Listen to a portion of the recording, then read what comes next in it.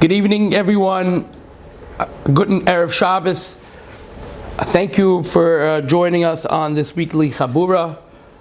We are actually starting a new Sefer Shemais, the second Sefer of the five Sfarim of the Chumash. And there's so much to talk about, to be honest with you, so much to talk about. And Mitzvah, we'll get into a few different inyanim, but like I always do, I'd like to thank Chazaq and Torah Anytime for what they do, and for the Harbatas HaTorah that's being done through them.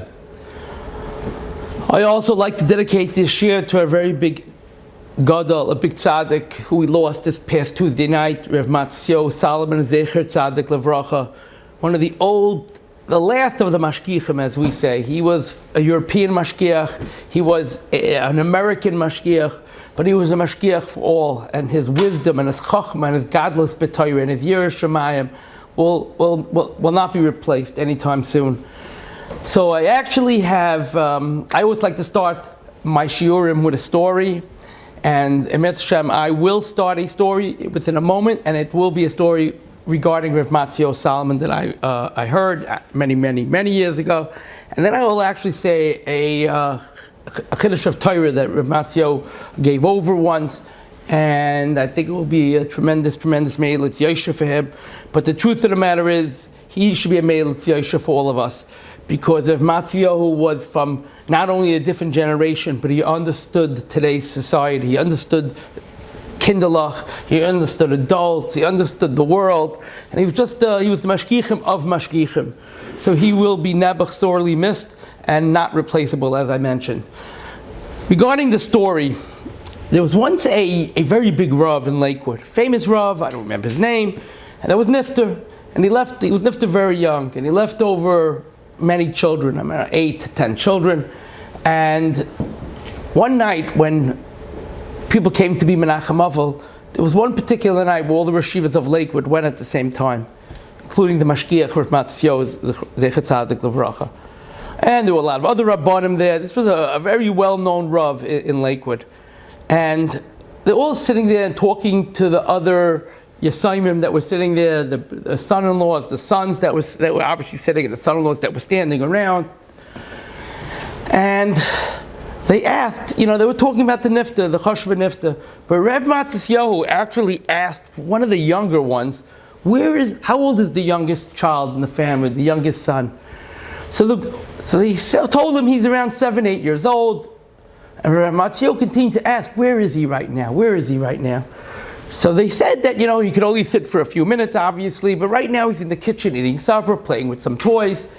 So Reb Matzio said, can I go speak to him? So I said, of course. So all these Rosh Hashivas were sitting and talking to obviously the assignment, the people that were Avelis. And Reb Matzio proceeded to go into the kitchen. He made sure that, there was anyone around there. And he asked if he can speak to the boy, the 7-8-year-old boy.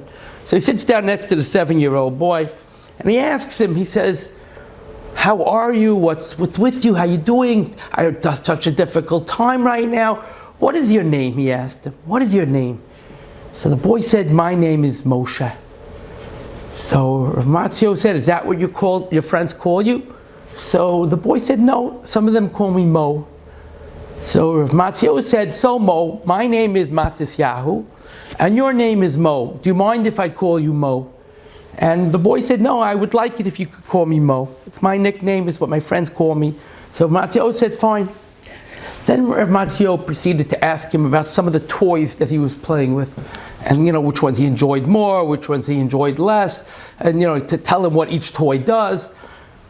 And the boy felt very, very warm that this gadol, not that he knew what type of gadol he was, but was discussing his toys. Everybody was so involved with what was going on the last few days that they didn't give him the proper attention. Rav Matzio Zatzal gave him the proper attention.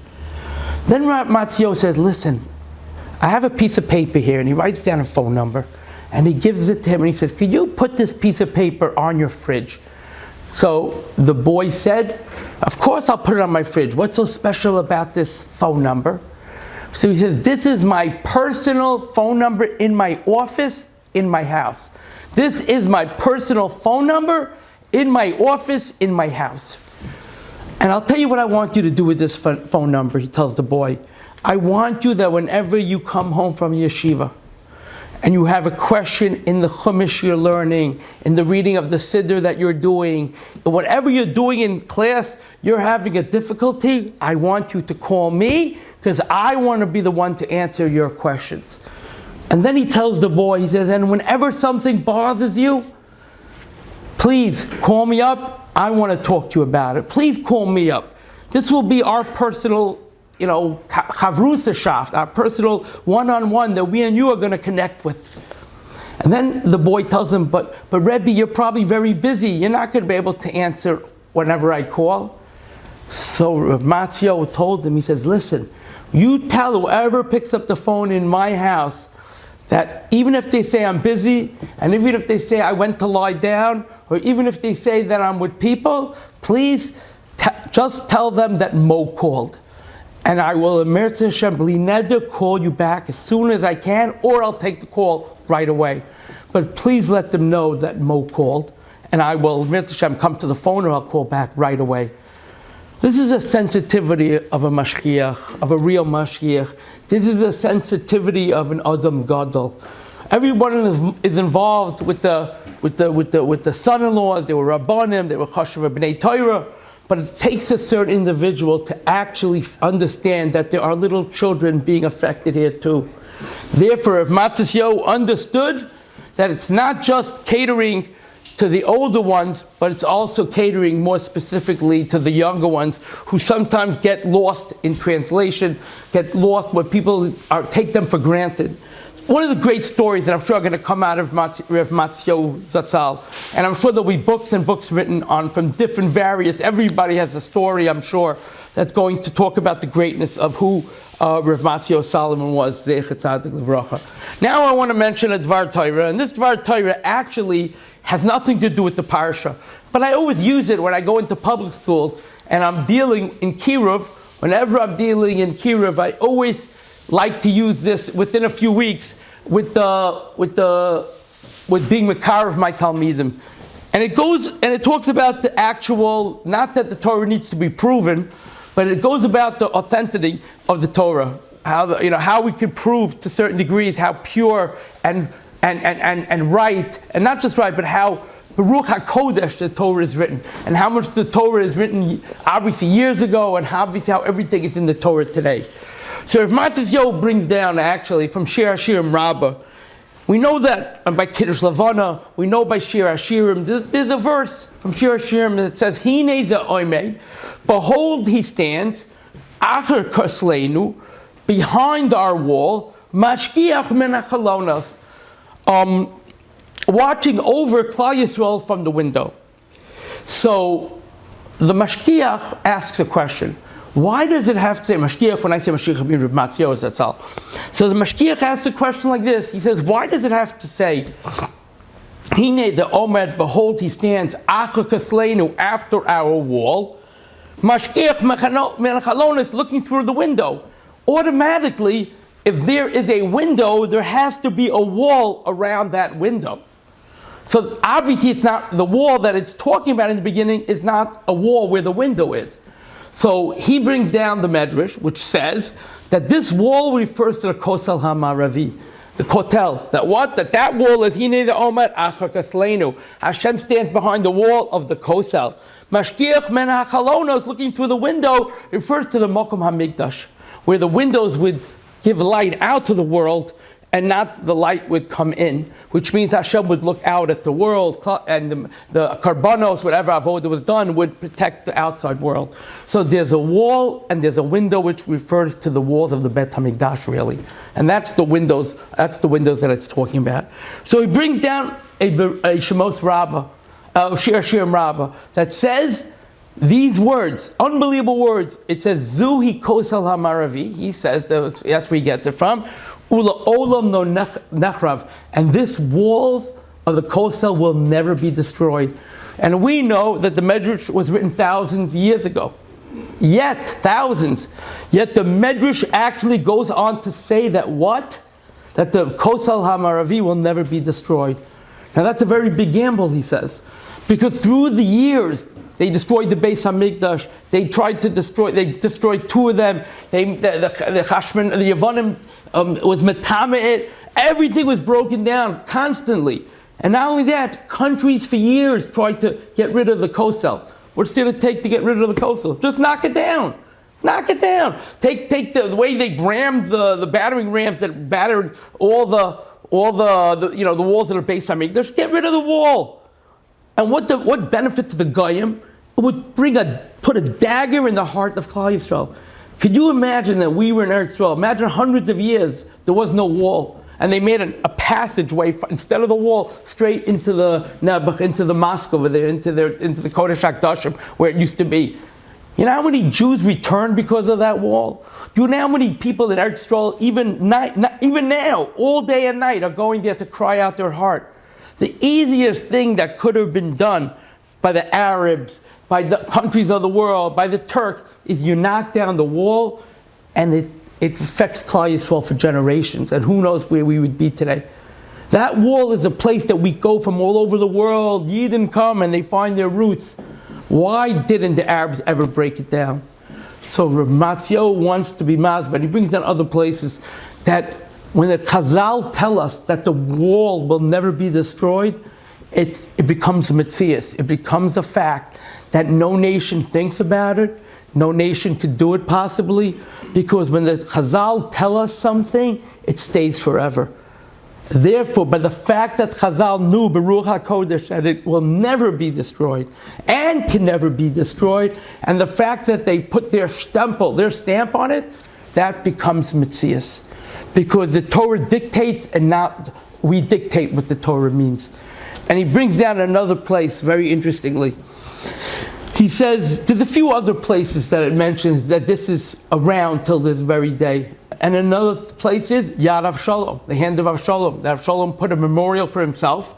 Easily could have been broken down by many Jews who were anti-Avshalom, or the people that wanted to destroy it because of what he did to David HaMelech. Yet Ad Avshalom still exists today because it says Ad Hayom Hazeh. Zuhu Yad Avshalom Ad Hayom Hazeh, which means till this very day. But there's a third place, and I tried to show this to my public college guys when I deal with the college students, because and the older high school boys. Kever Rachel was actually surrounded for generations by Arab cemeteries. Now, why are the Arab cemeteries about Kever Rachel? Because they mistakenly think, and it could be there's something to it, that when Mashiach comes, because Rachel Imenu cried for her children, and Hashem answered her that there will be reward for your crying, it's almost they feel that the Messiah, the Mashiach, will somehow have something to do with coming from Kever Rachel's place also. And therefore, they feel that he is a Kohen, whether it's Eliyahu Navi, who was from Pinchas, right? Or he was Pinchas, right? That a Kohen can't go into a cemetery. So they mistakenly think that if there's a cemetery around, then the Messiah can't come. The same way they actually put cemeteries around certain gates in Yerushalayim, but near the Beis Hamikdash, there's cemeteries there, because they heard that Mashiach will be coming through a certain gate. They put their dead over there that Mashiach won't come. So I have a question for you. Rachel Imenu was the enemy of the Yishmaelim, of the Arabs. Why? Avrohom was the forefather. Yishmael was next in line, and his wives were next in line, right? They were the wives of Yishmael and the children and the grand. So Yitzchak is an enemy, unless they believe. Somebody said that they believe Yitzchak, actually Yishmael's buried in Yitzchak's tomb. That's what they believe. That's what I heard. I don't know if that's true. Is that true? Do you know if that's true or not? I heard that by Yitzchak's caver, they daven there also, because they act like that's where Yishmael's buried. I'm not sure, but that's what I heard. Is that true? You know that. It's funny, I don't know why I don't remember that. I think I might have heard that. But the bottom line is, Rachel Imenu for sure is an enemy. Why don't they just break it down? Why don't they just break it down, destroy it, bomb it up, dig it up, all the years they had it? Because the Pasuk says, Zuhi kivras Rachel ad hayom hazeh. The Pasuk tells us, in Bereshit, when she's buried, that this is Kever Rachel till this very day. And whenever it says ad hayom hazeh, it lasts forever. Which is fascinating, because the easiest thing for them to do is just uproot Kever Rachel, and then we don't even want to be there. And look, we control it now, and we daven there. It's almost unbelievable how Torah dictates. I don't need to bring you rayas. Every letter of the Torah could probably bring you a raya. But this is something I heard from Rav Matisyahu, and I just think it's very valuable, and I use it to prove how Torah dictates and not vice versa. So that is regarding Rav Matisyahu Zatzal, that his neshama shall have, obviously we don't need to wish him an aliyah, but that he should look down on us and give us bracha from wherever he is, and he should be a Me'elis Yesha for us. Now to the parsha. I'm not going to get involved how the Yidden became slaves, because that alone is a very fascinating story, obviously, and how it came about that Yosef and his brothers were so held in such high esteem, and we fell to the point of being slaves. And we do know that everything goes through HaKadosh Baruch Hu. Obviously, he runs everything, and he decides everything.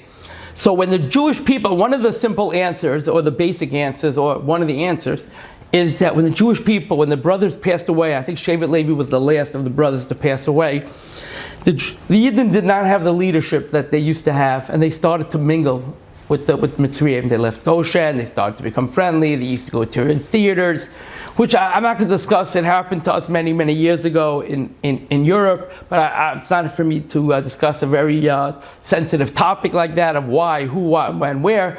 But when the Yidden start to mingle, Hashem needs to somehow send us a message, whether it was by the story of Purim, with the story of Achashverosh, and the Jews were friendly. But this was more where the Yidden were starting to assimilate, not talking about marriage-wise, but just dealing-wise. And they started to pick up a lot of the Egyptian heritage, even up to doing Avodah Zarah. Even though Chazal tell us there were 4 things the Yidden never, ever, no matter how far they fell. And it's funny because we do some of it ourselves today, without trying to be Mekatrik on Klal Yisrael, but 4 of the things that they did not do, even till the end of time, until they left Mitzrayim, they did not do, which is very fascinating. They never gave them non-Jewish names. So anyone that has an English non-Jewish name, I'm not here to judge if that constitutes that, but they never gave non-Jewish names, whatever that means. They never changed their language, the Yidden in Mitzrayim. They only spoke Lashon HaKodesh. They never spoke Egyptian. They spoke only Hebrew. Very fascinating. A third thing, they never dressed like them, which means they kept their dress code of a Yid. Today, will I say that when we dress like non-Jews to the point, with like rappers and stuff, does that constitute that? I'm not a posek, I don't know. But we never dressed like them. And the 4th thing is they never spoke Lashon Hara, and they never tattletaled on one another. So they actually remained close to each other through the entire exile. And because of those 4 different midos, tovos that they kept, Hashem said, I will one day take them out. And there were other things also, but Hashem saw that the foundation was still there, even when they fell to the lowest level of Tumah. Anyway, what happens is they're mingling. Hashem causes them to have 6 children at one time. Hashem causes the Egyptian, who they thought liked them at one point, to start to hate them. And it's been our story through our history. That when Klal Yisrael starts to mingle and thinking, wow, we're getting close to the non-Jews, we're getting close to the Goyim, they're loving us, we're one of them, that's when Hashem has them turn their whole to 190 degrees. They turn around completely, where they, we're 180 degrees, right? 180, 190, which one is it? 180 degrees, correct. 180 degrees, that they turn a complete around, that what? That they hate us. They go from loving us to hating us. Because when you think that you are going to get close to them, and you're going to chan for them, and you're going to be good to them, you're going to benefit, Hashem says, I'll decide. And when you start mingling, I have to stop it. Now, why 210 years? There's different reasons why, but that's how it started. And obviously, in Mechiras Yosef, we went down to Egypt. There were stories by Avrohom Avinu, that Avrohom Avinu on his level did certain things that caused, it says, his children to go down, but I don't want to discuss that now. So Paro didn't know what to do. Now, Chazal tell us that whether he was a new king or an old king, if he was a new king that didn't know Yosef, how could you not know Yosef? It's like being Nebuch, being in Russia and being a communist and saying you never heard of Stalin. It's like Kaviyachol, being in Germany and not knowing their major leader. Yosef was a major leader in Mitzrayim. He was the one that saved Mitzrayim. So what, they forgot about him, but Paro never heard of him? Good question according to one that says he was a new king that did not know Yosef. Yosef is in their history books. The brothers are in the history books. But according to the Pshat that he was the same old king, and Machlokas between Rav and Shmuel and Rashi, but according to the second Pshat that he was the same old king that changed his decrees, what happened here? He was the same old king. He got kicked off his position. He got kicked off his position because he didn't want to harm the Jews. He says, how can we hurt the Jews? How can we attack the Jews? You know what they did for us? So it says, Chazal tells us that for 3 months he was thrown off his position, and he realized it didn't benefit him being like, he'll just change his attitude. He'll start disliking the Jews. But he didn't know what to do. So he called 3 people. Now it's amazing because he became the worst of all the Mitzrayim. The one that changed his position actually became the worst. But, especially during the Makos. But it says that he called 3 people, and the people he called to find out, believe it or not, if you never heard this, to discuss the Jewish problem was Bilam, who we know, Eiv, who we know, and Yisro, who we know. Bilam, we know, was the famous, in the Parashas Balak and Bilam, the famous sorcerer, the famous non-Jewish prophet that tried to curse the Jews, and he was a very, very smart man. Eiv, we know, was someone, whether it was a fictional character according to some Pshatim, or actually he lived in the times of Mitzrayim and years later, or the story of Eiv actually took place in Mitzrayim according to some. He was the one that suffered many, many sufferings, and his book is called Job. And he's known for his suffering, the Asurim of Eiv, as people say, because he had a life of tremendous suffering because Hashem was testing him. And he's known for a person of suffering, the book of suffering, of the book of Job, the book of Eiv.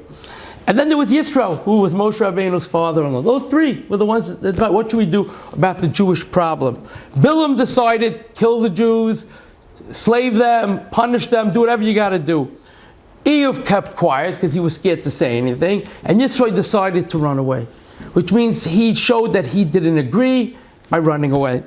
Chazal tell us that Bilam, what was his punishment for this? Years later, after the Gullus of Mitzrayim ended, and after the Jews were in the desert, right? They went to the Midbar.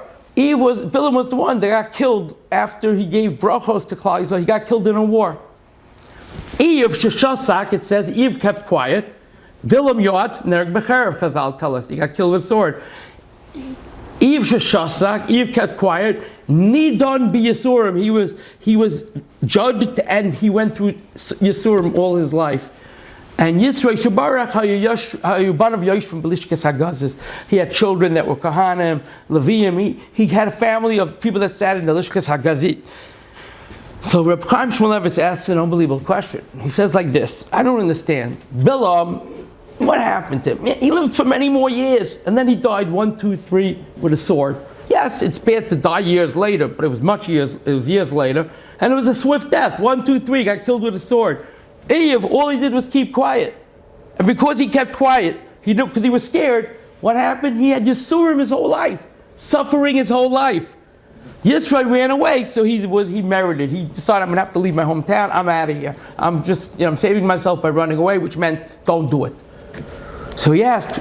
Eiv got the worst of all the punishments. Bilam got killed 1, 2, 3 many years later. He suffered his whole life. Imagine suffering lives of almost Kavayachal, being in a Holocaust, in the concentration camps, every day for 70 years. 70 years of Eiv. And look at, and not 4 years of a Holocaust, 70 years of being the worst suffering, Chazal tell us. How could it be that Eiv got the best of the worst of the deal? So one answer I saw is that keeping quiet is sometimes worse, because Bilam was just a Rasha. He didn't know better, which is terrible. Eiv knew better, yet he didn't open his mouth. Okay, very, very difficult answer to understand, but I want to go on Reb Chaim Shmulevitz's answer, which was that we don't appreciate and understand, and I'm not the one to talk, what the value of living means. That even though Eiv suffered tremendous suffering, but at least he was alive. At least he was alive. We don't understand, Reb Chaim Shmulevitz says, what the greatness of being alive, even with great suffering, is. And we have to work on that. So even though Eev had Yisurim, but at Galept, he says, he did live. And living is the greatest gift, even with suffering. And he brings down a Rashi, I forgot where he brings it down, which Gemara, that it says, Ma Yisayin and Adam Chai. It says, what can a living man complain? I knew it years ago. What can a living man complain about? And Rashi says that if he's living, you can never complain because you're living. And Reb Chaim Shmulevitz brings a raya from David HaMelech. It says that David HaMelech says, Yasar, in one of his Kapitlach Tehillim, in his Psalms, he says, Yasar Yisrani Ka, Hashem gave me tremendous Yisurim. But he doesn't even use one Lashon. He says, Yasar Yisrani Ka, suffering upon suffering Hashem has done for me, but he didn't cause for me death. David HaMelech was singing a praise to Hashem, that he went through the greatest of suffering, yet he still lived. And I'm not the one to talk. Believe me, I don't want anyone suffering. And chas v'shalom, I'm not telling you suffering is not a terrible thing, but I'm just telling you that Chaim Shmulevitz wants to teach us that David HaMelech was not complaining that Hashem gave him suffering upon suffering. No, on the contrary.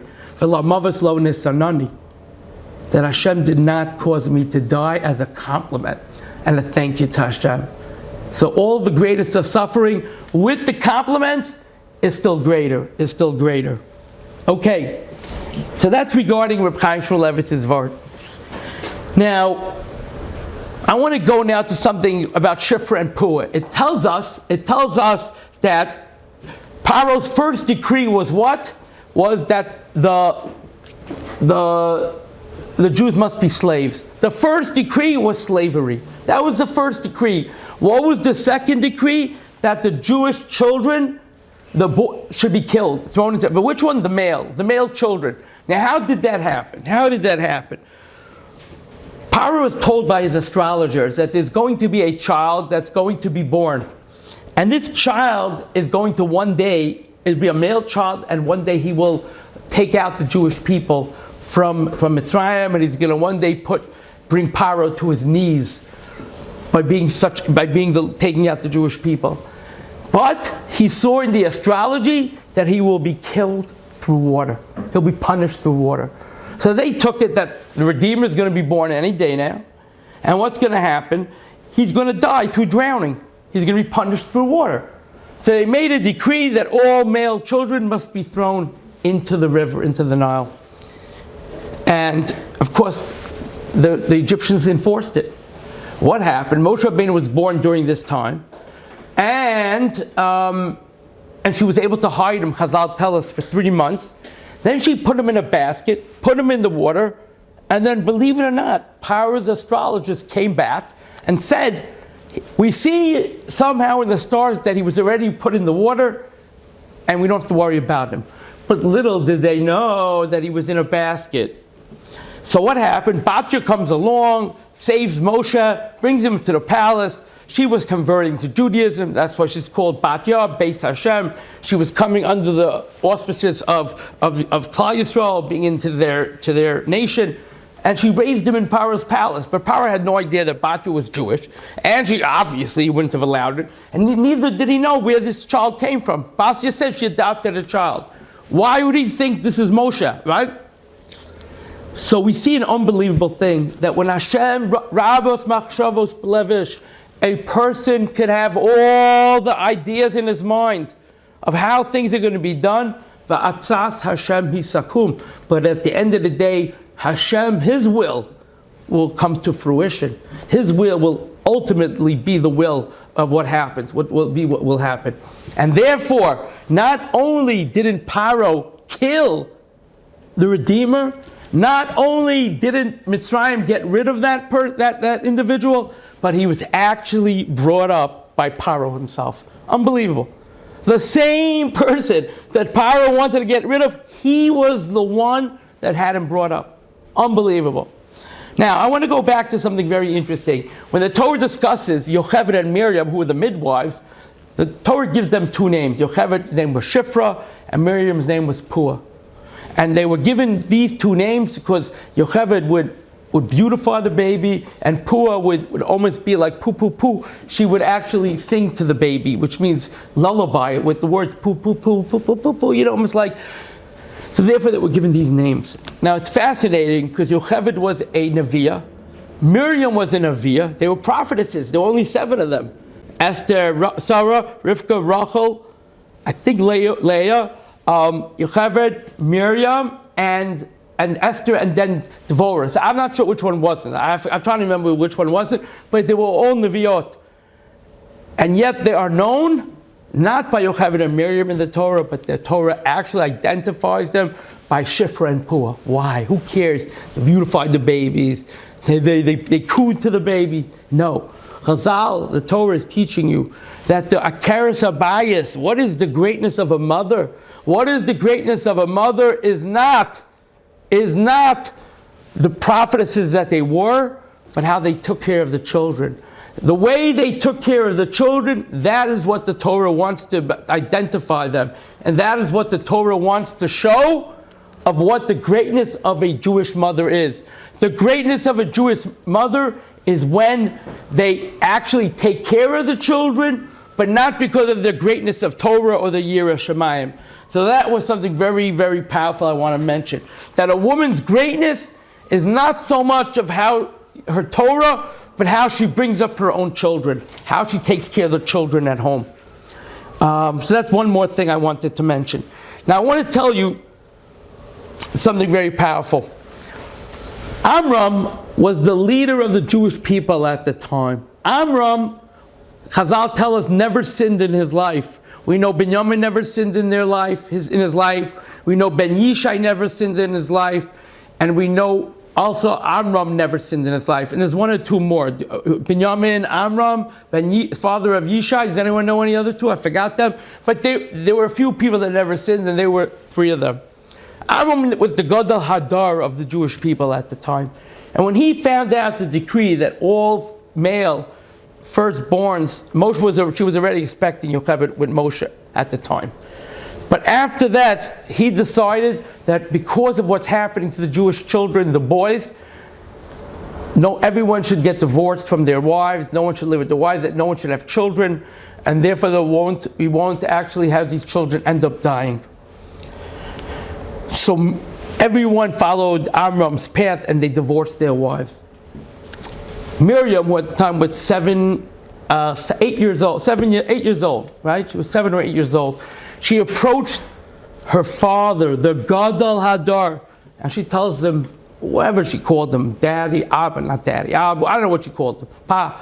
She says, you know that you're in a way more difficult than Hashem, than Paro, because Paro only decreed on the males, but you're decreeing on the females too. Because of you, there won't be girls. What right do you have to take away the opportunity to have girls? Secondly, every neshama that gets born, even if it's killed, right away it goes to Olam Haba. So you're affecting children from going to Olam Haba. So your decree is worse than Paro's. Amram listened, and he said she was right, and he made another chuppah, it says, and Hashem made a miracle. Yocheved looked like she was young again, and Hashem was officiating over this, whatever that means, almost like Adam and Chava. And he remarried his wife, and Klal Yisrael did the same thing. So the Bali Musa want to say something unbelievable. They tell us that the greatness of this Gadol, Amram, wasn't that he was able to decree and that people listened to him. The greatness also of Amram was that his little daughter, 7-8-year-old daughter, gave him musar about what he should do, and instead of telling her that doesn't mean everyone should tell their father what to do, but instead of saying, no, mind your own business, I'm not going to listen, I'm the Gadol Hadar, who are you, you're a little kid. No, Amram heard what she said, accepted what she said, and changed what she said, and changed what he did, and he remarried his wife. The koach of a gadol is to not just listen to the gedolim above him or to the rabbis that are on his level, but to even listen to a child, his own child, a young girl. but if she made sense, I'm going to follow it. And I don't care what people are going to say in the future. Look, Amram had to get Musar from his young daughter, 7, 8 years old, and he listened. Unbelievable how the Gadol Hadar, if there's something that's emet and truth, I don't care who it comes from, I don't care who tells it to me. So that's something I want to mention. And now I want to end with something very powerful. There's so much to say about how, we know with the burning bush and Moshe Rabbeinu running away and how the mitzvah, there's so much here. It's unbelievable. I mean, every letter of the Torah has a lot. But I'm telling you now, I could honestly, personally, probably, and I'm nobody, I'm not as big Talmud Chacham, but I could probably give a share for 7, 8 hours, what I know now, just on the parsha, from what my history of learning the parsha.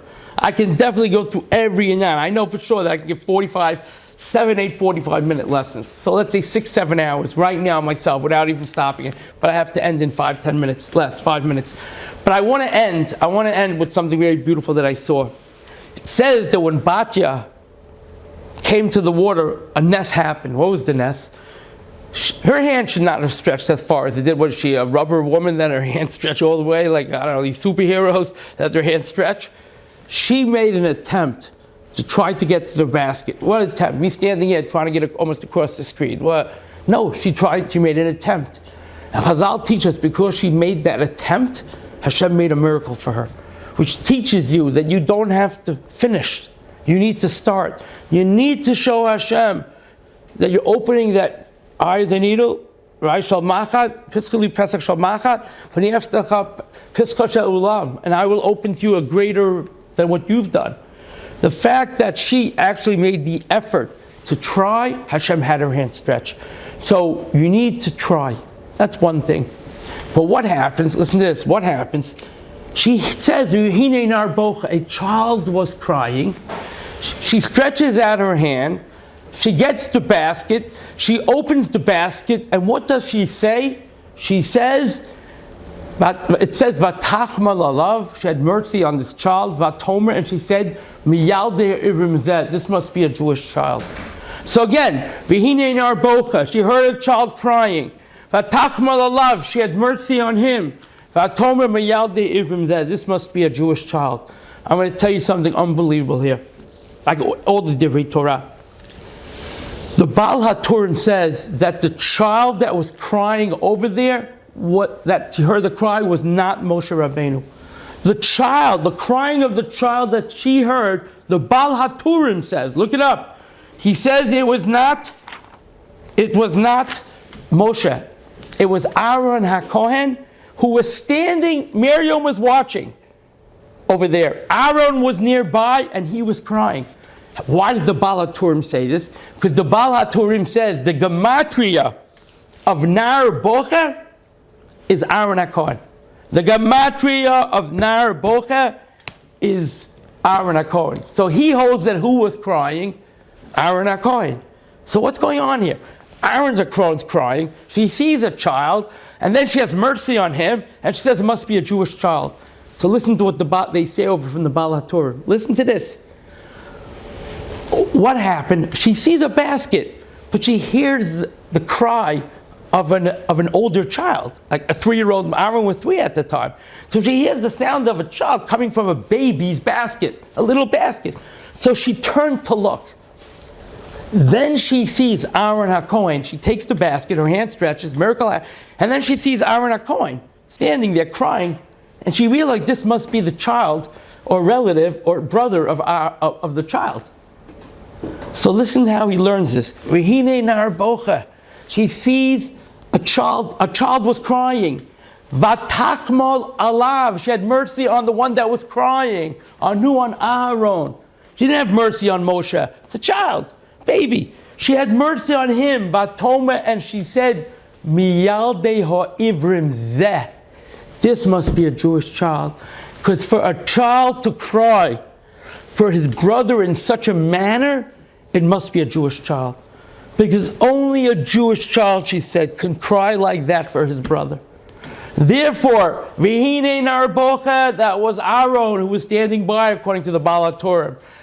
Vatachmal olav, on that child, olav, on that child. She felt bad for him, and she said, if a child can cry like that for his brother, it's a sign, miyal deho ivrim zeh. This child must be a Jewish child. Our mission isn't to just send packages, which is incredible. I've gone to Exile 3 weeks ago to help a little bit. I'm going again in Mitzvah Hashem. We were right here where we made the call for the ticket, right? Going in another Mitzvah Hashem, 9, 10 days, 8 days in Mitzvah Hashem, Matzi Shabbat. Believe if Mashiach doesn't come, I hope he does, and we'll all be on the flight together. And don't worry about the kosher meals. Everyone will have kosher meals.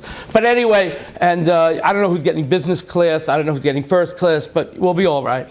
But I'm going in Mitzvah Hashem. It's important to do missions. It's important to say Tehillim.